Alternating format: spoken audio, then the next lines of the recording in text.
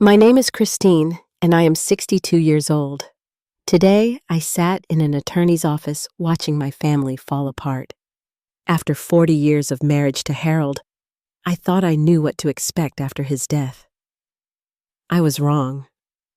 When the lawyer announced my inheritance, my son Michael stood up, his face twisted with rage. "If that Shrew gets a share, I'll give up mine," he shouted. I stayed silent and smiled. He had no idea the fortune was worth $11 million. Before I tell you what happened next, if you're watching from somewhere that values respect and dignity, hit subscribe and let me know in the comments where you're from. Trust me, you'll want to hear how this family drama unfolds. I met Harold at St. Joseph's Hospital in Seattle, where I worked as a nurse in the emergency department. He came in with a broken arm after a minor car accident, and there was something about his warm smile and kind eyes that caught my attention immediately. Despite the pain he was in, he asked about my day and made me laugh. By the time his cast was set, he had my phone number. Our romance moved quickly. Within 6 months, we were inseparable. Harold worked as a young investment banker with big dreams, and I loved his ambition and work ethic. Less than a year after we met, we were married in a small ceremony with just our closest friends and family present. I wore a simple white dress I'd found on sale, and Harold looked so handsome in his only suit. The early years weren't easy. We lived in a tiny apartment where the heating rarely worked properly in the winter. Harold was working long hours trying to establish himself at his firm while I continued nursing. We saved every penny we could. When I found out I was pregnant with Michael, we were thrilled, but terrified about finances. How would we afford a child when we could barely afford our rent? Harold promised me that things would get better, and I believed him. When Michael was born, Harold held him with such pride and whispered promises of the life he would provide for our son. I'll never forget watching them together in that hospital room, feeling like my heart might burst with love. As Harold predicted, our situation slowly improved. By the time Michael was 3, Harold had received his first significant promotion. We were able to put a down payment on a small house in an up-and-coming neighborhood. It wasn't fancy, but it was ours, and I lovingly painted and decorated every room. Our family traditions began in that little house. Every Sunday, I would make a big breakfast of pancakes, eggs, and bacon. Harold would read the newspaper aloud while Michael played at our feet. During summers, we saved enough to rent a small cabin by Lake Chelan for 2 weeks. Those simple vacations swimming in the lake and roasting marshmallows remain some of my fondest memories. When Harold faced a major setback at work after a deal fell through, I was there to support him. I picked up extra shifts at the hospital to help with our finances and encouraged him when he doubted himself. Within 6 months, he had bounced back stronger than ever. 5 years after Michael was born, we welcomed our daughter, Emily. She was a peaceful baby with curious eyes who would study everything around her. Michael was initially jealous, but soon appointed himself her protector. Harold would carry both children around the house on his shoulders, their laughter filling our home. With 2 children, we decided I would take a break from nursing to raise them. It was a difficult decision because I loved my career, but childcare costs were prohibitive and Harold's income was steadily growing. I told myself it would be temporary just until both kids were in school. When Harold landed his first major client and received a substantial bonus, our financial situation changed dramatically. He came home with a bottle of champagne and told me we were finally on solid ground. That night, after the children were asleep, we sat on our back porch and dreamed about the future. Despite our growing wealth, we tried to keep our children grounded. Harold came from a modest background and never wanted them to take prosperity for granted.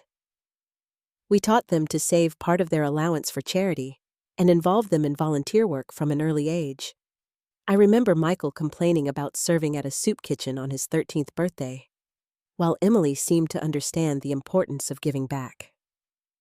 Harold was quietly generous.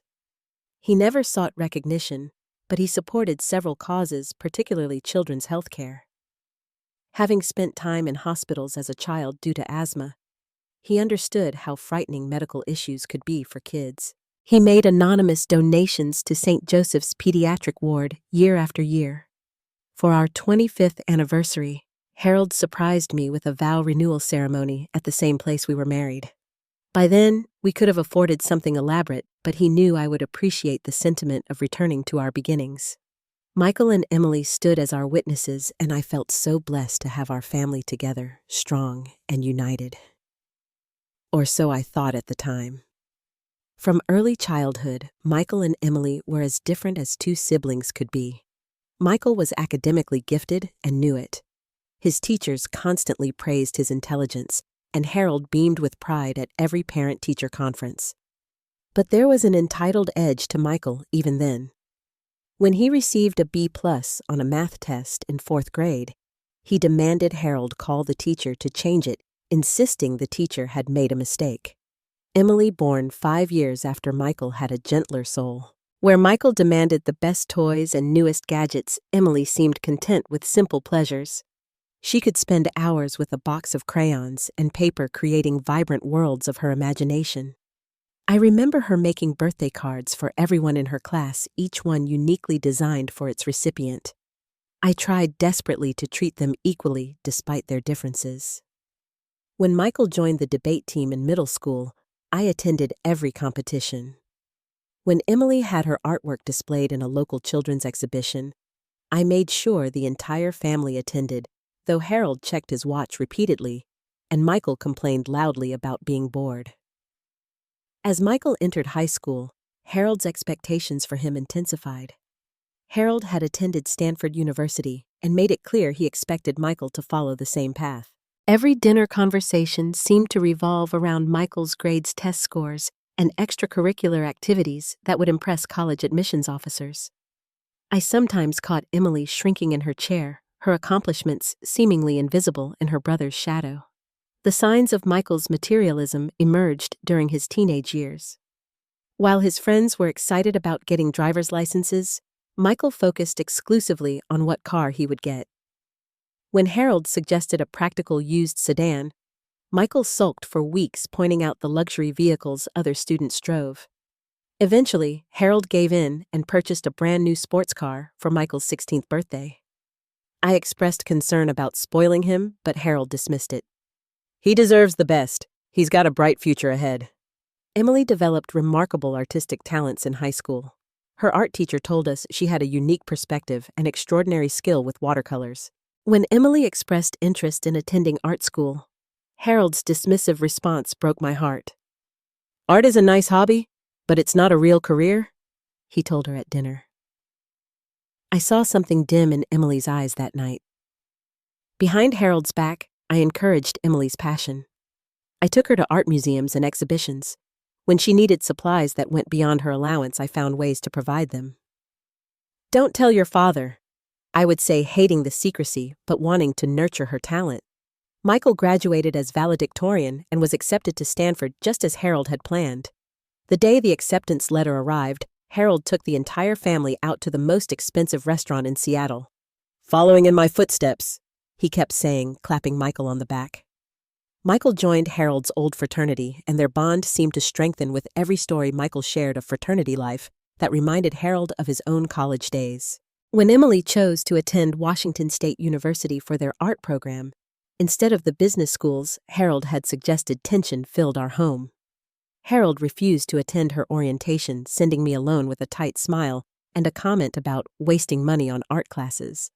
I remember helping Emily move into her dorm, both of us aware of the absence that should have been filled by her father and brother. The division in our family grew more pronounced during those college years. Michael called Harold several times a week to discuss classes' internship opportunities and investment ideas. Emily's calls home became less frequent, and when she did call, she asked to speak with me when Harold wasn't around. After graduation, Michael immediately accepted a position at Harold's investment firm.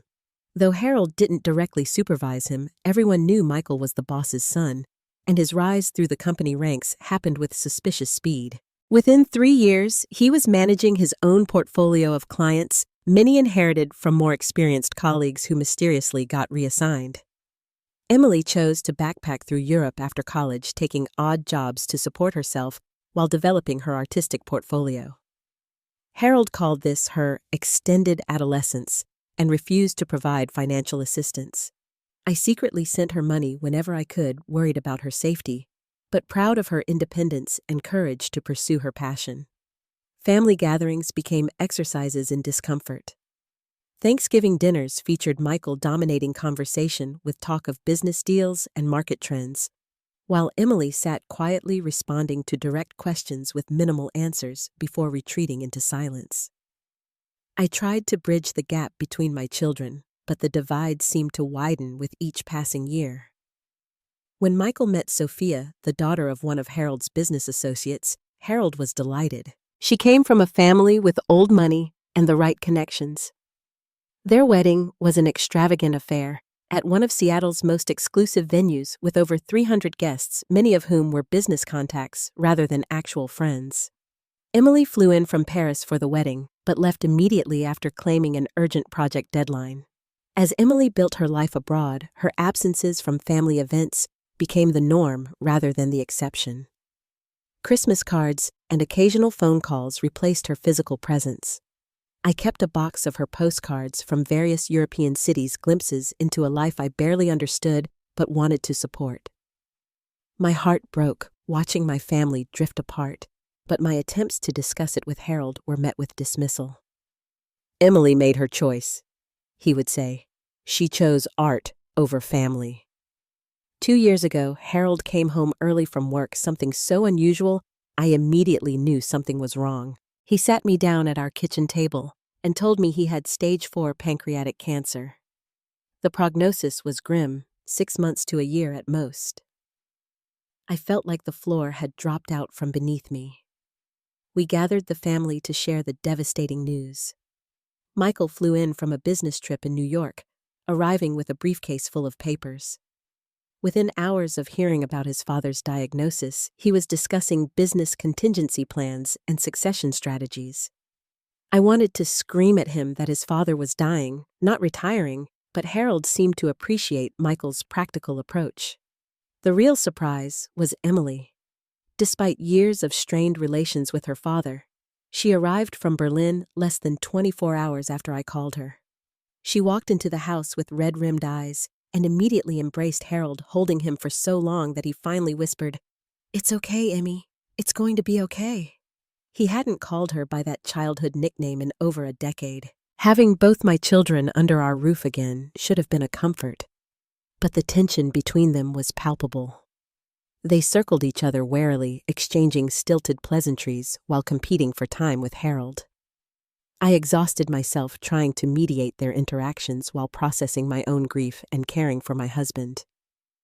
In the quiet evenings when pain kept Harold awake, he began to share regrets I'd never heard him express before.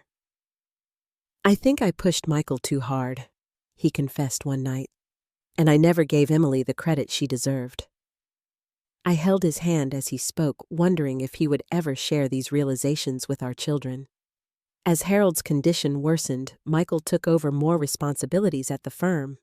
He would come to the house with documents for Harold to sign, often discussing business matters that excluded me entirely.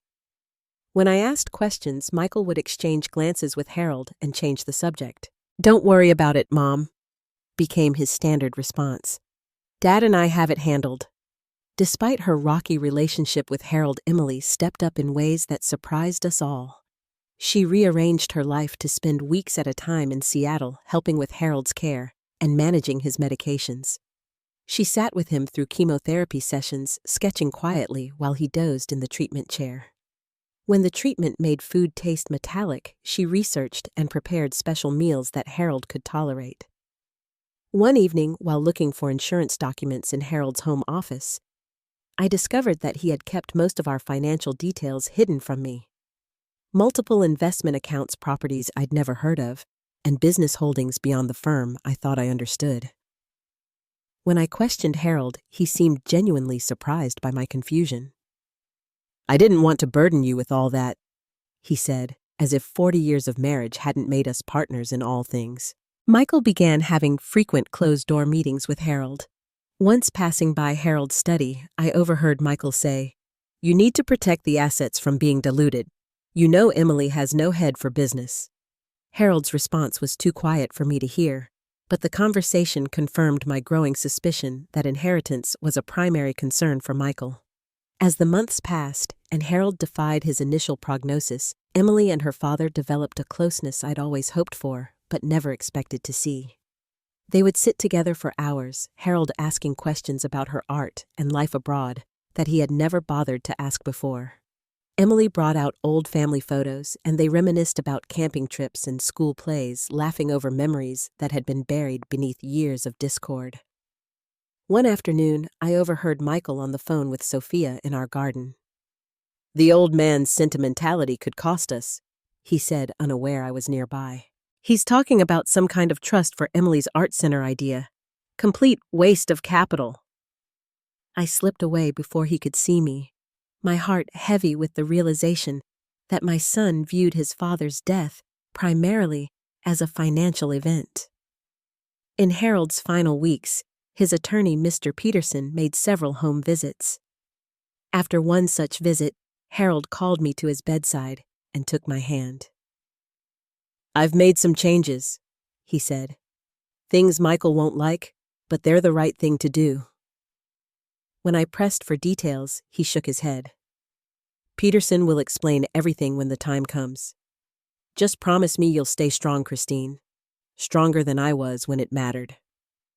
Harold passed peacefully on a Tuesday morning in April with Emily and me by his side.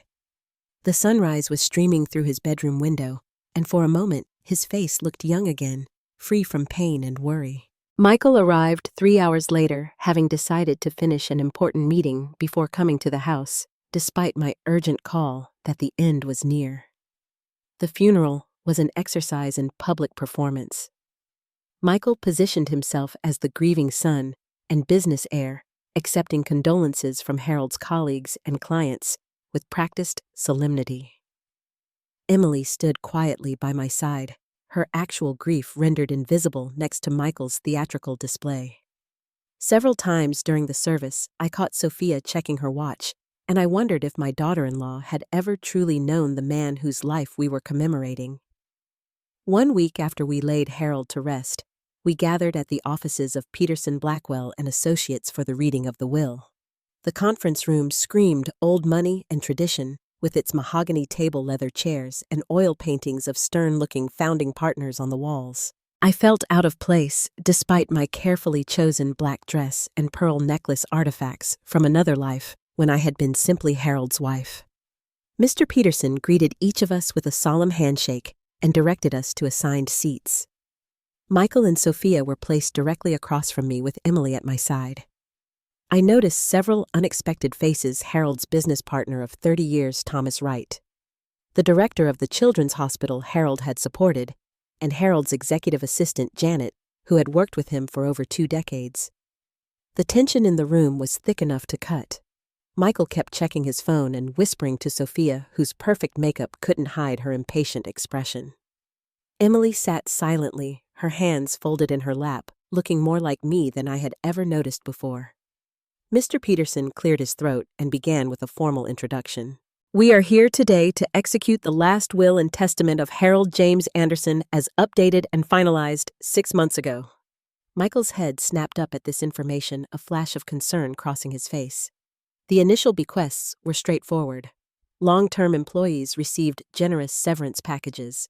Harold's collection of rare first-edition books went to the university library.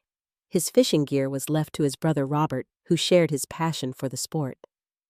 With each announcement, I could see Michael growing increasingly restless, clearly waiting for the real inheritance to be addressed. When Mr. Peterson announced that Harold had established a $5 million endowment for the Children's Hospital's new cancer wing, I heard Michael's sharp intake of breath. I glanced at him to find his face flushed with what appeared to be anger rather than pride in his father's generosity. "Furthermore," continued Mr. Peterson, "Harold has allocated $1 million to establish the Emily Anderson Art Scholarship at Washington State University, to support promising students who lack financial resources to pursue their artistic education. Tears sprang to Emily's eyes. She had never expected her father to validate her path in such a meaningful way. Michael's whisper to Sophia was audible in the quiet room. "That's $1 million that should be going to the family." I pretended not to hear, but Emily's shoulders stiffened beside me. Mr. Peterson continued methodically through the will's provisions. Harold's business holdings would be placed in a trust with strict conditions about their management.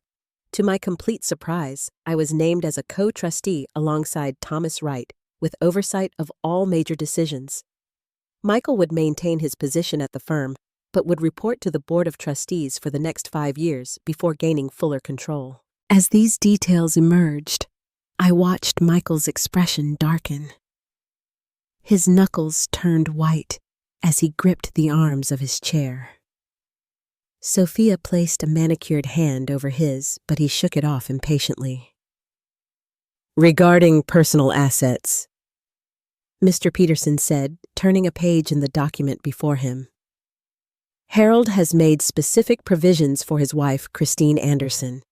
In addition to retaining full ownership of their primary residence and vacation properties, Mrs. Anderson will receive a direct inheritance of $3 million plus annual distributions from the business trust equivalent to 20% of net profits." The silence that followed lasted only seconds before Michael exploded, jumping to his feet. "If that Shrew gets a share, I'll give up mine," he shouted, pointing at me accusingly. "She never understood the business, never contributed to building the company. She was just along for the ride while Dad did all the work." The room froze in collective shock. Mr. Peterson's assistant looked horrified. Thomas Wright's mouth fell open. Emily half rose from her chair, fury radiating from every inch of her body. I remained seated, my hands folded calmly in my lap. Despite the vicious words cutting through me like knives, I maintained my composure and even managed a small smile. In that moment, I felt Harold's presence beside me, strengthening me. "Mr. Anderson," Mr. Peterson said sharply, "this outburst is inappropriate and disrespectful. If you cannot control yourself, I will ask you to leave, and we will continue without you." Michael remained standing, breathing heavily. "I just want to know what I'm getting. What's the total value here? What's my share worth?" Mr. Peterson adjusted his glasses and replied with deliberate calm. "The complete estate, including business holdings, investments, properties, and liquid assets, is valued at approximately $11 million, not including the business's ongoing value." The color drained from Michael's face as he processed the figure. $11 million was clearly far more than he had estimated. His eyes darted to me, then back to Mr. Peterson.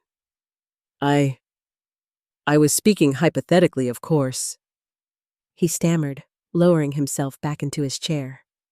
I continued to sit silently, observing the naked greed and subsequent calculation play across my son's face.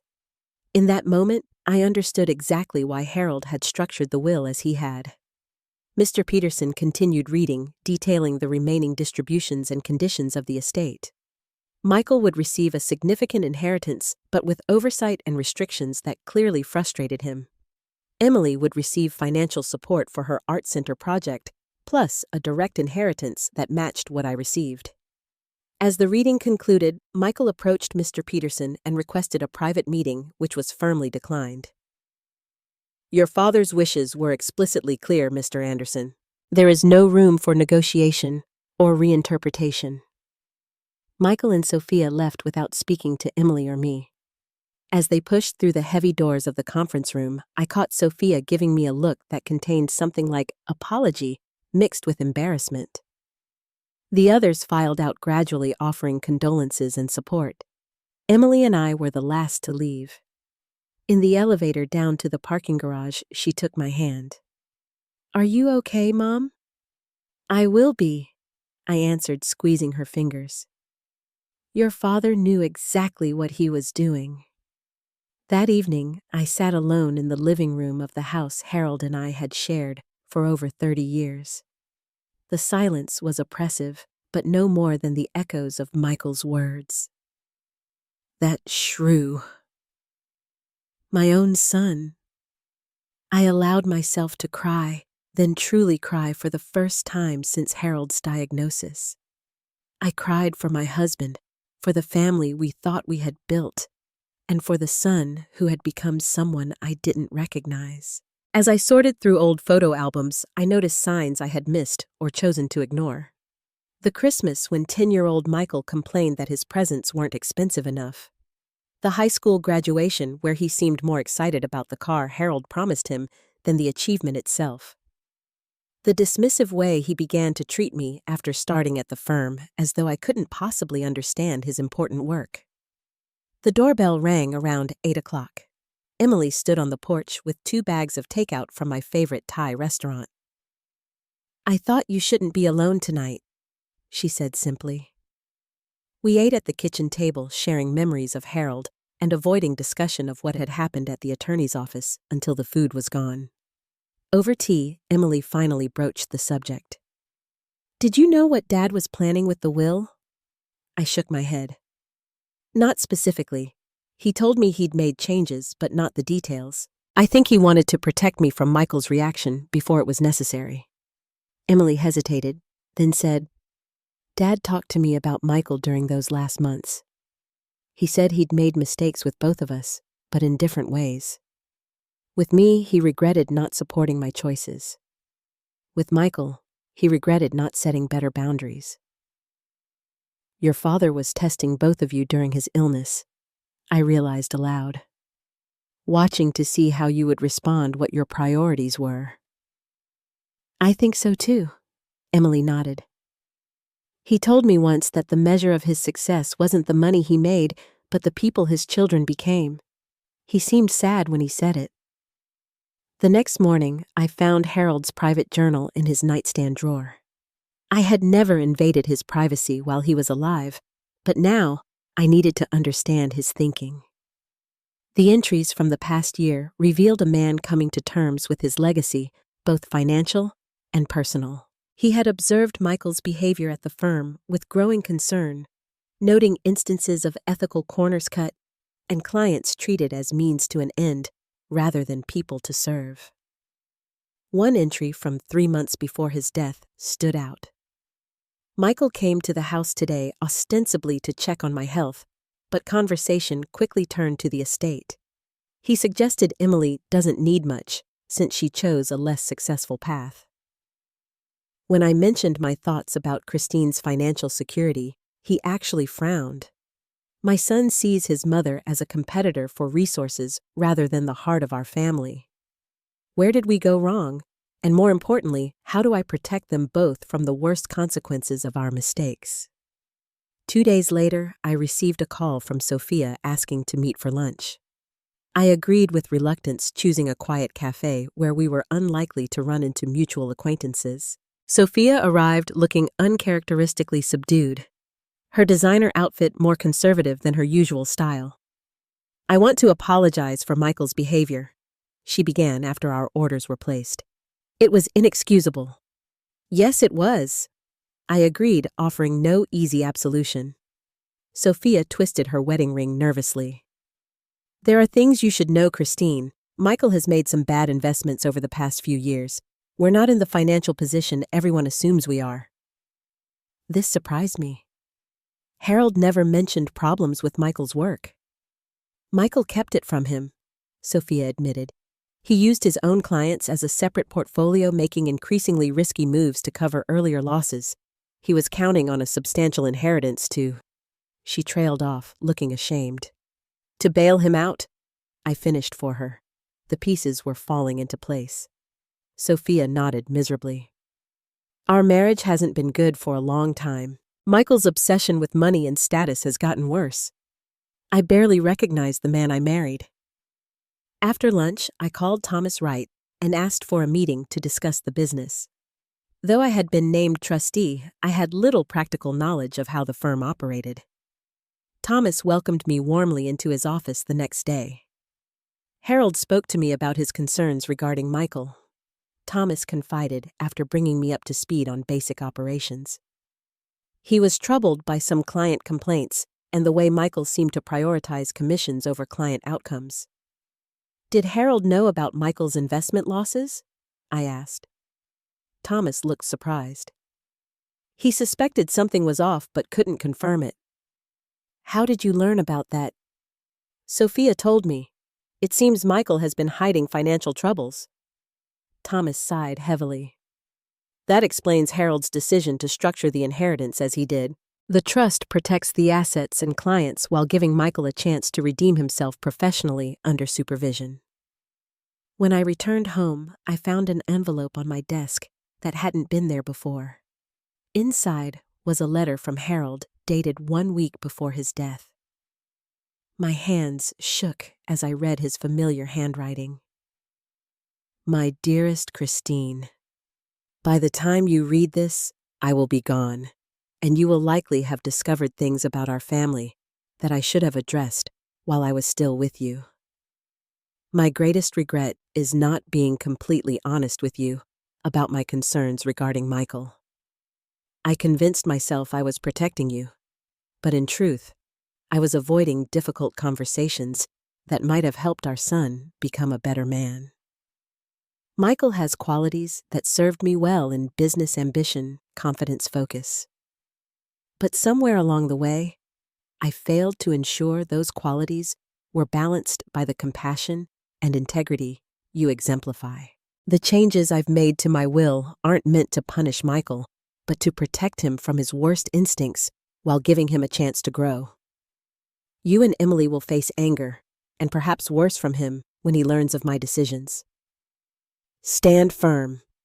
I've provided Mr. Peterson with documentation of my reasoning and evidence of my concerns should Michael attempt to contest the will. You are stronger than you know, Christine.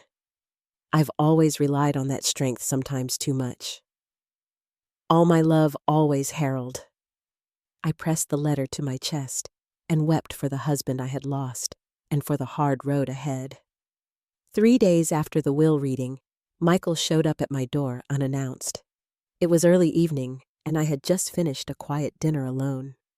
He stood on the porch, looking uncomfortable, a bottle of wine in his hand, his expression a practiced mask of contrition. "Mom," he said, stepping inside, without waiting for an invitation. "I brought your favorite Chardonnay." It wasn't my favorite, but I didn't correct him. In the living room, he launched into what sounded like a rehearsed apology. I want to say sorry for my outburst at the attorney's office. It was inappropriate and disrespectful. I was emotional about Dad and not thinking clearly. I noted he apologized for the outburst, but not for the sentiment behind it. Thank you for coming by, Michael. Would you like some coffee? I've already had wine with dinner. A small lie to avoid opening his gift. Michael's facade of warmth slipped slightly at the rejection, but recovered quickly. Coffee would be great. In the kitchen, he leaned against the counter, watching me prepare the coffee maker. So, he began casually, when do you think we'll start receiving distributions from the estate? Peterson was vague about the timeline. There it was, the real reason for his visit. Mr. Peterson will handle everything according to your father's instructions. I believe there's a mandatory waiting period for legal reasons. Michael frowned. But as co-trustee, you must have some influence over the schedule. The firm has expenses coming up, investments that need capital. I turned to face him directly. Michael, I intend to honor your father's wishes exactly. That includes the oversight provisions he put in place for the business. His expression hardened. You don't know anything about the business, Mom. Dad was being sentimental in his final months. He wasn't thinking clearly about practical matters. Your father was thinking very clearly, I countered. In fact, he was aware of concerns about some of your investment strategies. Michael's face paled. What are you talking about? I know about the losses, Michael. The risky investments. Sophia told me. His expression transformed from shock to fury in an instant. She had no right. Those are private business matters that you couldn't possibly understand. You're just a nurse who got lucky marrying a successful man. The cruel words hung in the air between us. I took a deep breath, channeling the strength Harold believed I possessed. I may not have Harold's financial expertise, but I understand integrity and responsibility. Your father structured his will to protect the business he built and the family he loved, including protecting you from yourself. Michael slammed his fist on the counter. I'll contest the will. Dad wasn't of sound mind when he made those changes. You're welcome to try, I said calmly. But you should know your father anticipated that possibility. He left extensive documentation of his concerns about your business practices, along with statements from his doctors confirming his mental competence. Michael's face contorted with rage and something else, fear. He realized he had underestimated his father's foresight and my resolve. This is your doing, he hissed. You turned him against me at the end. No, Michael. Your actions spoke for themselves. But it's not too late to change course. Your father gave you a path to earn back trust and eventually gain control of your inheritance. He stormed toward the door, but turned back for one parting shot. You'll regret this, Mom. When you need my help someday, remember this conversation. After Michael left, Emily called. Somehow she sensed something had happened. Michael came to see me yesterday, she explained. Tried to convince me we should work together to change the terms of the will, said you were being manipulated by Dad's business partners. What did you tell him? I asked. That he should be grateful Dad gave him any role in the company at all, given his track record. Emily's voice was hard. He didn't like that. Over the next week, I learned that Michael had been approaching family friends and business associates, painting himself as the victim of an unjust will. Some believed him calling to express concern about my well-being and decision-making. Others saw through the manipulation and reached out in support. Emily faced her own challenges. She reported receiving multiple calls from Sophia, alternating between pleading for understanding and making veiled threats about family secrets being exposed. What family secrets? Emily had asked me, genuinely confused. The worst thing I ever did was skip school to go to an art exhibit. After consulting with Mr. Peterson, I made a difficult decision. I asked him to arrange a family meeting with very specific conditions. Michael would need to agree to financial transparency therapy and temporary supervision of his client relationships if he wanted any flexibility in the trust arrangements. The meeting took place in Mr. Peterson's office. Michael arrived looking haggard, the strain of the past weeks evident in his appearance.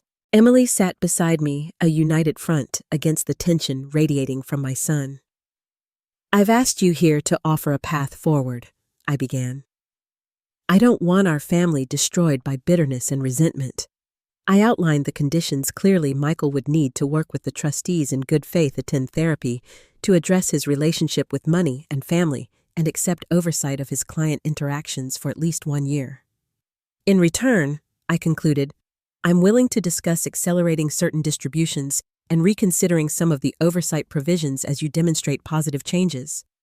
Michael's initial response was predictable. This is emotional blackmail. You're using Dad's money to control me. No, I corrected gently. I'm honoring Dad's wishes while trying to rebuild our family. The choice is yours. The standoff lasted through an uncomfortable silence. Finally, Michael spoke, his voice tight. What if I refuse? Mr. Peterson answered that question. Then the original terms stand with the maximum oversight and minimum distributions allowed under the will. I watched my son struggling with himself, pride warring with practical necessity. I recognized with painful clarity that he might never change fundamentally. The little boy who had once brought me dandelions from the yard and curled up beside me during thunderstorms had been buried under layers of entitlement and materialism that began, I had to admit, with our parenting choices. Fine, Michael finally said. I'll do it, but I want everything in writing. As we left the office, Michael pulled me aside. I'm only doing this because I have no choice. Don't think this changes anything between us. I looked into my son's eyes, searching for any glimpse of the child I had raised. I love you, Michael. I always will. But I won't enable behavior that would ultimately destroy you and dishonor your father's legacy. He walked away without responding, and I let him go uncertain if we could ever truly reconcile. 6 months after Harold's death, my life had transformed in ways I never could have anticipated. The enormous house that had once felt like a showcase for Harold's success now served as my headquarters for learning about business philanthropy and, most importantly, my own capabilities. I had taken to my trustee responsibilities with a dedication that surprised Thomas Wright and the other board members. Harold always said you were smarter than anyone gave you credit for. Thomas told me after I had identified a discrepancy in quarterly reports that everyone else had missed. My relationship with Emily flourished in the aftermath of loss. She had decided to move back to Seattle, renting a small studio downtown, where she could work on her art while helping me navigate my new roles. We had dinner together several times a week, rebuilding the mother-daughter bond that had been stretched thin by distance and family dynamics. In honor of my nursing background and Harold's commitment to healthcare, I established a scholarship for nursing students at the community college where I had started my training decades earlier. The day the first scholarships were awarded, I felt Harold's presence beside me, approving of this new chapter in my life. Michael remained a challenge. He complied minimally with the conditions we had established attending therapy sessions, but according to his therapist's general feedback, participating reluctantly. His work at the firm showed small improvements under supervision, though, Thomas reported, he often chafed at the oversight. The most promising sign came 3 months after our confrontation. During a routine business meeting where Michael was presenting a new client strategy, he actually incorporated feedback I had given in a previous session. When I commented on this afterward, he shrugged and said, "It was a good suggestion. I'm not too proud to admit that." It was a tiny olive branch, but I treasured it. During those months, I often reflected on my 40-year marriage and the lessons it had taught me. Harold and I had loved each other deeply, but we had made critical mistakes in raising our children. We had confused providing opportunities with instilling values, especially with Michael. Our attempts to give him advantages had instead created a sense of entitlement that corroded his character. I began to understand that wealth which Harold had worked so hard to create had complicated our family in ways we hadn't anticipated. Money hadn't just been a resource, it had become a character in our family drama, influencing relationships and distorting priorities. As the holiday season approached, I decided to sell the large family home. It contained too many ghosts and represented a lifestyle I no longer wanted. I purchased a comfortable condo overlooking Lake Union with plenty of space for visits, but none of the ostentation of our former residence. The process of downsizing was liberating, allowing me to keep what truly mattered and discard the rest. Emily's art gallery opening coincided with the 9-month anniversary of Harold's passing. The small space showcased not only her work, but pieces from emerging artists she had discovered during her years abroad. Using the funding from Harold's estate, she had created a program to support artists from disadvantaged backgrounds. At the opening, I overheard a local arts critic praising her curatorial vision and commitment to accessibility. I became increasingly involved with the children's hospital that Harold had supported not just as a donor, but as a volunteer. My nursing background proved valuable as I worked with families navigating the overwhelming experience of having a sick child. This work connected me to the person I had been before, becoming defined primarily as Harold's wife, and I found deep satisfaction in it. The first Thanksgiving without Harold loomed as a potential flashpoint. After much consideration, I invited both children to my new condo for dinner, unsure if Michael would accept. To my surprise, he agreed to come, though he mentioned Sophia would be visiting her parents instead. The meal was initially awkward with conversation, limited to safe topics like the weather and Emily's gallery.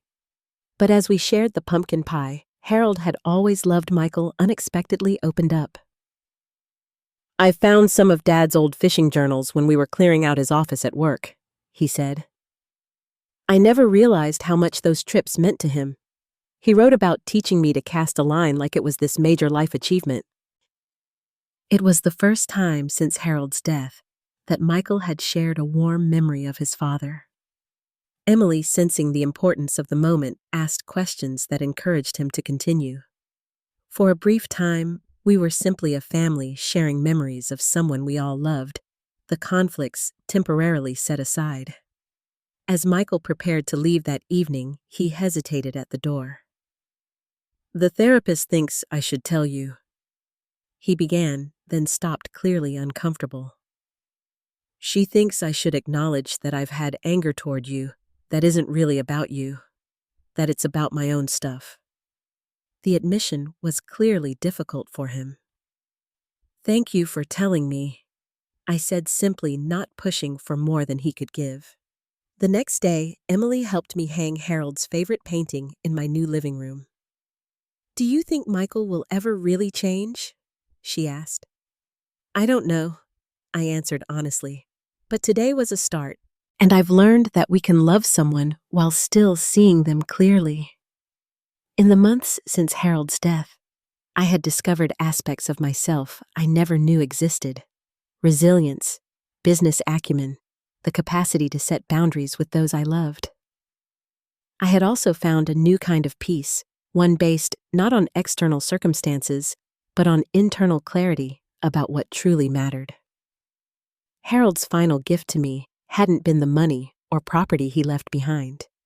It had been the opportunity to discover who Christine Anderson was when standing on her own, making her own choices, and defining her own values. For that gift, I would be eternally grateful. As I look back on this journey from nurse to wife, to mother, to independent woman, I realize that true inheritance isn't measured in dollars, but in the wisdom gained through both joy and pain. Money can be squandered or multiplied, but character and courage endure beyond any material legacy. Have you ever had to stand up for yourself when it would have been easier to give in? I would love to hear about your experiences in the comments below. If this story resonated with you, please hit the like button and subscribe to hear more stories of resilience and growth. Share this video with someone who might need encouragement to find their own strength in difficult times. Thank you for joining me on this journey, and remember, it's never too late to discover who you truly are.